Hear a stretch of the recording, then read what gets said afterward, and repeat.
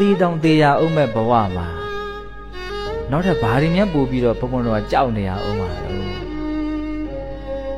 ဘာတွေများမျောလင့်နေတာတော့ဘဝကြီးကနေဘာတွေများမျောလင့်နေတာတော့ကိုမေးခွန်းထုတ်တဲ့ဒီဥစ္စာသေတောင်သေသွားရအောင်မဲ့ပေါ့သေခြင်းတရားကအမှန်တရားကိုသိဖို့အတွက်တရားတွေအများကြီးဟောနိုင်တယ်လို့ဘုံဘုံကခံစားရတယ်သေခြင်းတရားဟောတဲ့တရားနာလို့ကိုမပြီးဘူးဘယ်လိုခံစားမိအောင်လုပ်စေခြင်းသေခြင်းတရားဟောပြတဲ့တရားနာလို့ကိုမပြီးနိုင်ဘူးတခါတည်းတော်ကောင်းတယ်နော်တခါတလေကြောက်လဲအော်ငါတော်တုံးမလားလို့သူကအဲ့လိုပြောနေတယ်လို့မျိုးလဲရှိတယ်